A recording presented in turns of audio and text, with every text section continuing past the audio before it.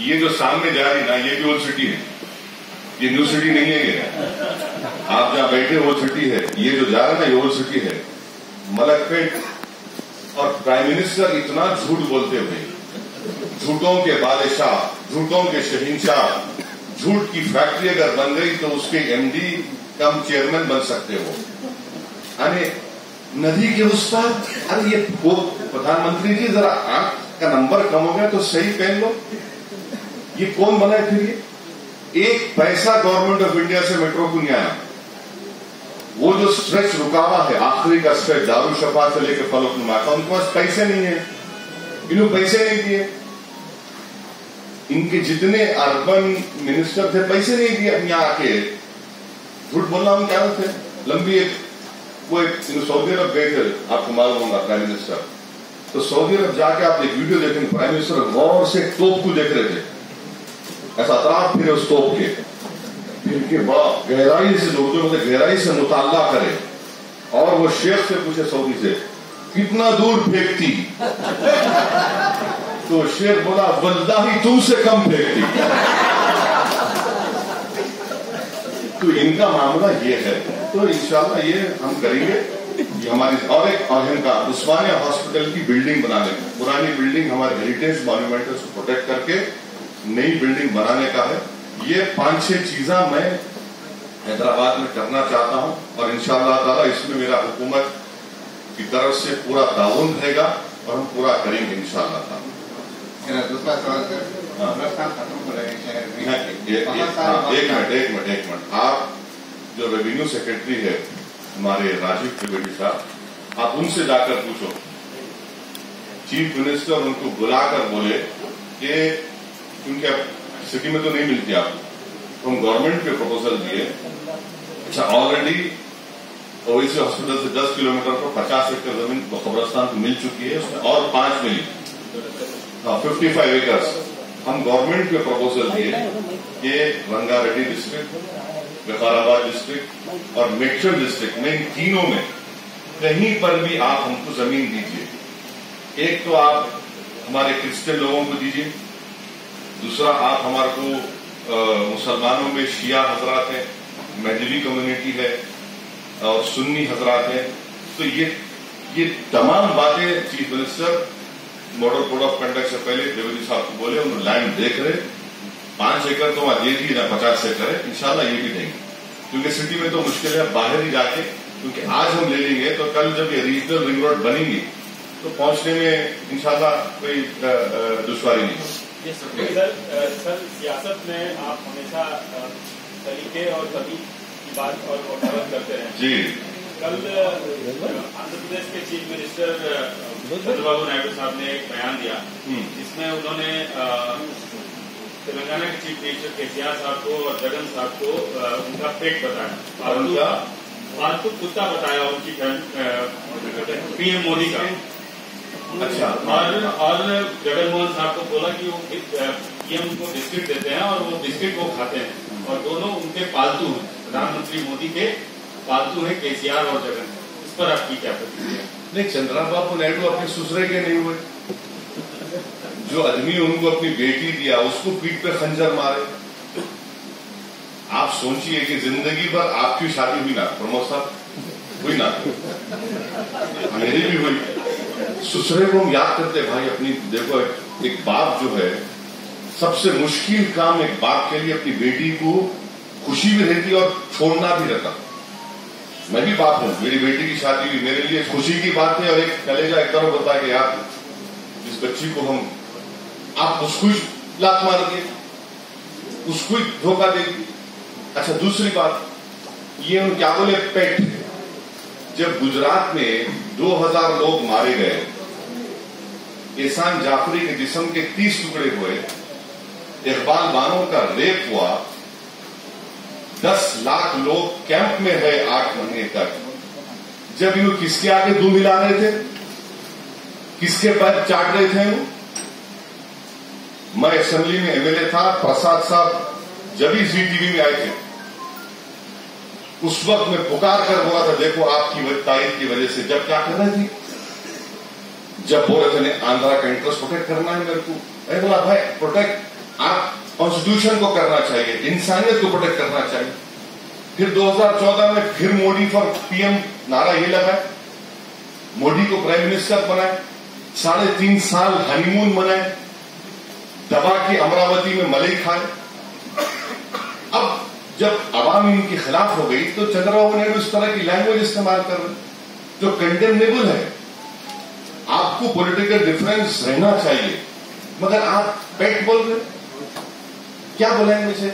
मगर एक बात मालूम हो रही कि चंद्रबाबू नायडू को हम उर्दू में बोलते हैं कि नविश्ते दीवार यानी राइटिंग ऑन द वॉल नजर आ गई कि he is going to lose very badly. That is why Chandrababu Naidu is speaking in a very frustrated way.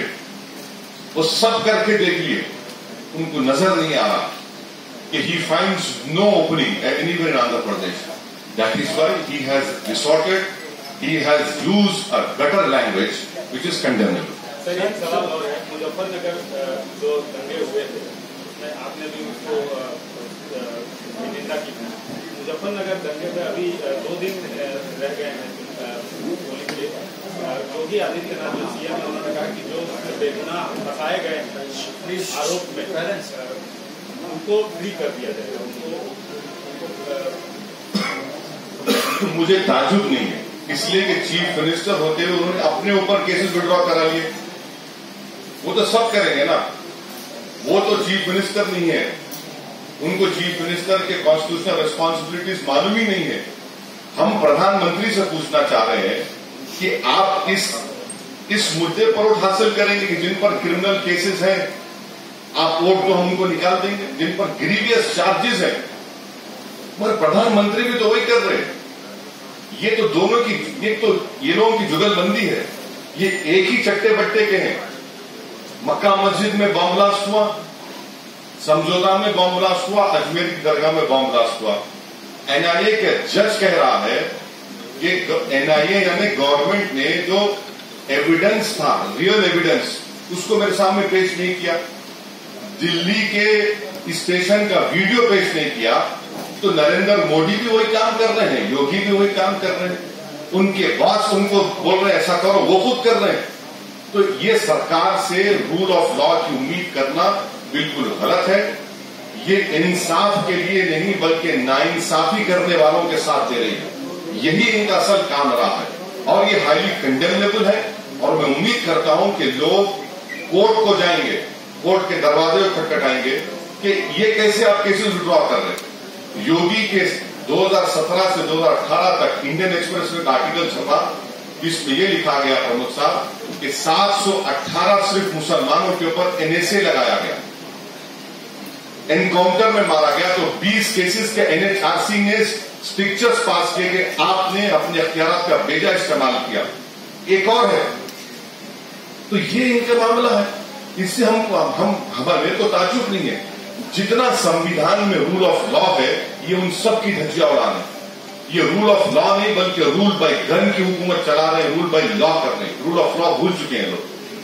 Sir क्या उम्मीद कर सकते हैं? अब आपका सवाल हो गया, सवाल आप कर लोगे, आप नहीं पूछे। सर एक छोटा सा सवाल है सर। अभी तक तो पॉलिटिकल के बात चली सर, रेहान सावंत खानन के तरफ से सर हैदराबाद में खास करके सर माइनर बच्ची के ऊपर रेप ज्यादा हो रहा है सर, उसके ऊपर ज्यादा कोई एक्शन नहीं हो रहा सर। कोई पीएस में एक बच्ची एक हफ्ते में सर 15 दिन में महीने में एक बच्ची का माइनर बच्ची का रेप सुनने में। देखिए ये क्या है मालूम कि एक तो इंसानों की जहन जो शैतानी हो चुकी है और खासतौर से मर्दों की। मगर हमको अपने इन्वेस्टिगेशन को इम्प्रूव करना जरूरी है, चाहे वो फॉरेंसिक एविडेंस हो या इस तरह के वाकयात हो, ये जरूरी है। हम उम्मीद करते हैं कि कमिश्नर पुलिस और डीजीपी इन्वेस्टिगेशन और पोस्ट इन्वेस्टिगेशन के ऊपर एक साइंटिफिक तरीकों को अपनाएंगे और साथ ही साथ कन्विक्शन रेट बढ़ना चाहिए। और वो कब होगा? जब हम अदालत में सही प्रोसिक्यूटर होंगे, सही लोग उसका परस्यू करेंगे। आपकी बात सही है, सेक्सुअल ऑफेंसेस में कन्विक्शन रेट बहुत लो है, यहां पर भी हर जगह पर। तो उसका एक ही राज है कि हमको अपने इन्वेस्टिगेशन को और प्रोसिक्यूशन के सिस्टम को बहुत सही करने की जरूरत है। उसमें आपकी बात से मुत्तफिक हो और साथ ही साथ हमको सोसाइटी को रिफॉर्म करने की जरूरत है कि मासूम बच्चों से आप इस तरह की हरकत नहीं कर सकते और ऐसे लोगों को खुला नहीं छोड़ सकते। इनको जिंदगी भर जेल में डालना चाहिए। और कब होगा? जब इन्वेस्टिगेशन और प्रोसिक्यूशन से ही है। सर छोटा सा तब खास करके सर हॉस्पिटल्स, स्कूल्स, मेडिकल्स पे इस तरीके से लापरवाही हो रही सर, इंसान की जान जा रही सर वहां पर। इसके ऊपर भाई कई महीने से कोई उसके ऊपर एक्शन नहीं हो रहा सर। डॉक्टर की लापरवाही से इंसान की जान जा रही सर। स्कूल में बच्चे लड़ रहे वहां पर जान जा रही, मेडिकल पर गलत डोज देने से वहां पर जान जा रही सर। और करेंगे आपकी बात सही है। आप नीलोफर हॉस्पिटल का बता रहे हैं कि गलत दवा देने से हुआ है, उन पे केस भी हुआ है। इसको मेडिकल नेग्लिजेंस के केसेस रोकने की जरूरत है। स्कूल्स की जिम्मेदारी है, खासतौर से स्विमिंग पूल। अब समर शुरू हुआ, स्विमिंग पूल में वो गाड़ी नहीं रहता, बेचारे बच्चे उसमें इंतकाल हो जाता। ये चीजें हैं। इंशाल्लाह हम अपनी तरफ से पूरी कोशिश करेंगे कि जो जिम्मेदार हैं वो जिम्मेदारी का एहसास उनमें पैदा हो और उसके लिए सबको मिलकर काम करने की जरूरत है। सर आपने नोट किया होगा कि crores of rupees are getting seized every day in the city. सवाल ये है, क्या बात है, क्या बात है। ये डिजिटल इंडिया है, digital India, cashless India. Modi ji का ये इंडिया कि उनकी पार्टी को 8 करोड़ निकालना पड़ रहा है। कैशलेस इंडिया की बात कर रहे थे ना हिंदुस्तान के वजीर आजम। कैशलेस डिजिटल इंडिया, भाइयों बहनों, भीम ऐप, पेटीएम, अब उन्हीं को 8 करोड़ रुपए निकालना पड़ रहा। क्या कैशलेस कर दिए मोदी जी आप। आपकी पार्टी को 8 करोड़ की जरूरत पड़ गई। हम तो समझे कि हमको जरूरत पड़ेगी। आप तो मामला अलग है आपका, आप आसमानों पर है। आप देखिए उमर साहब, देखिए आप 1 करोड़, वाह, ये कहां से चौकीदार हैं आप और 8 करोड़ भी निकाल रहे हैं। क्या चौकीदार है आप, माशाल्लाह। अल्लाह नजर से बचाएंगे। सवाल मेरा ये था कि पूरी कंट्री में 500 करोड़ के करीब नहीं, ये देखिए, मैं आपको डिमोनेटाइजेशन क्या था जी, मैं पहला MP था जो बोला कि इससे सिर्फ नुकसान गरीबों को होगा। गरीब को ये दिल बहलाया गया कि पैसे वालों को तकलीफ हो रही है। कोई पैसे वालों को तकलीफ नहीं हुई, जबकि 85% जो करेंसी थी वो पूरी वापस आ गई RBI में।